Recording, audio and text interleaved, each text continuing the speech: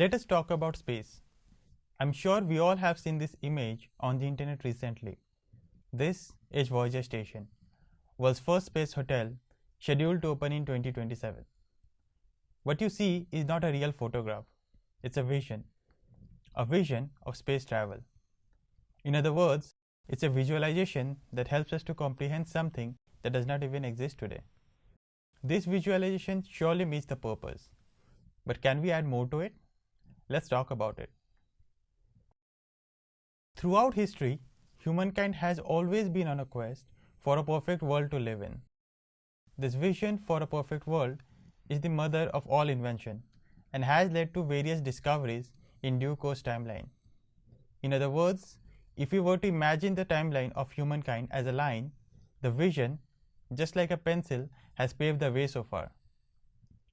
Together with the curiosity of knowing the reason behind and the vision for future, the fall of an apple made Isaac Newton invent the laws of motion.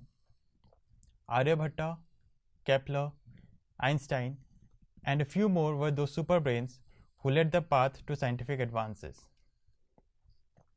Not just scientists, but throughout history, architects and planners have also been on a search for a perfect city or utopia to dwell in.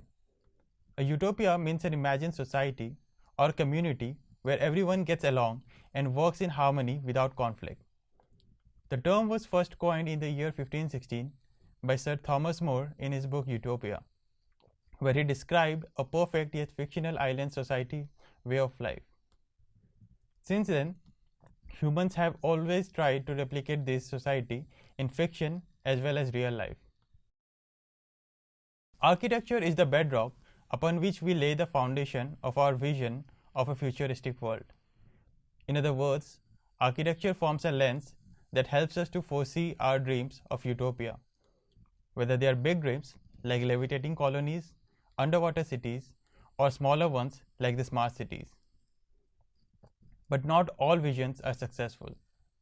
Reality would have been different if these visions came out successful and would have impacted the line in which the humanity is heading towards the future. As a consequence of these visions, a handful of towns sprung up around the world, designed to achieve the ideal city, though inevitably they fall short of perfection. Some of the examples of such cities that people can visit even today are Auroville, Arcoshanti, the Freetown Christiania, Palma Nova, and so on. Apart from these, there are numerous utopian visions that never got built. Utopian plans have suffered too much criticisms, including not being able to scale up. Some pilot projects have been reported as inauthentic, as untrustworthy, or flawed in design. Real solutions need a community-engaged design process that promotes inclusion and avoids elitism or exacerbating existing problems. Real-world utopian societies have been springing up for centuries worldwide. Unfortunately, none of them managed to live up to their earth-changing ideals. Some lasted years, some decades, but ultimately they have now crumbled to dust. At this stage, we as humankind have a vision, which if comes true, will be a huge leap in the timeline. In December 2020, SpaceX's founder Elon Musk gave the test flight 2 in 3 chances of failure. In his excitement, he tweeted out, "Mars, here we come." We are eyeing our neighboring planet Mars to inhabit. SpaceX intends to launch a fleet of 1,000 starships capable of taking about 100,000 people to Mars every 26 months. Considering the climatic and other conditions of the planets, Mars looks like a dreamy candidate. Though it is colder and darker than Earth, yet it is feasible to inhabit the planet. A day in Mars is nearly the same length as Earth, which is an essential requirement for growing food. Since the 20th century, there has been several proposals of human missions to Mars, both by government agencies and private companies. The most recent commitments to researching permanent settlements include those by public space agencies like NASA, ESA, Roscosmos, ISRO, and the CNSA, and the private organizations like SpaceX, Lockheed Martin, and Boeing. A Martian colony for us is like a modern day utopia. Along with these agencies, there are various architecture firms that are envisioning habitations on Mars. Much like previous utopian cities, these concepts too lack an essential aspect, despite the exponential growth in the technology in the last decade. The visualizations produced provide almost real experience using AR and VR, but lack the layer of community interaction of the public with the space. It has been observed that previous utopian cities failed because of several factors, with the interaction of the public with the spaces being a vital one. A way to add the layer of community interaction into these visualizations can be through video games. On the most basic level, playing video game is like experiencing architecture. Architecture makes up a large portion of our real life setting, so it makes sense that it would also be integrated into the simulated settings.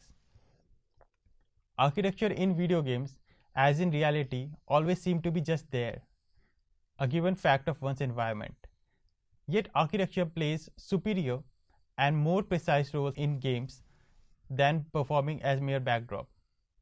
As Karappa points out, architecture in video games create micro-universes. It vehicles to sustain alternate ideas of reality where anything can happen. Contemporary games have extended the boundaries of the simulated environment, rendering entire cities and wide open terrains. But video games now are not just about accomplishing mere objectives, they are about full immersion. This is one of the most stimulating elements in the development of video games today. Games deliver believable fictional environment unlike other forms of media that can be approached experientially, providing new points for narration and intangible creativeness. With a hypothesis, video games provide a better virtual space experience. I conducted an experiment which included 20 participants. I collected resources over the internet about an era from the past. The idea was to understand which of the media is most suitable to experience an era virtually. Victorian London circa 1800s was chosen for the experiment. The participants were provided with information through 5 media, which I categorized into 4 media types. The first one, being the textual source, were handouts from different articles that explained the life and culture of the Victorian period in London. Secondly, the participants were given a handout that contained still visuals of that period. This included photographs with captions, sketches, and paintings. The third media type provided to the participants included interactive media like videos, animations, and augmented reality. And the final one being a video game. For this purpose, the participants were given to play Assassin's Creed Syndicate, which depicts the Victorian London era. Video games, along with interactive media and still visuals, were helpful for the participants to comprehend the physical aspects of the London society. Architecture, transportation, technology, and so on were best represented in this media.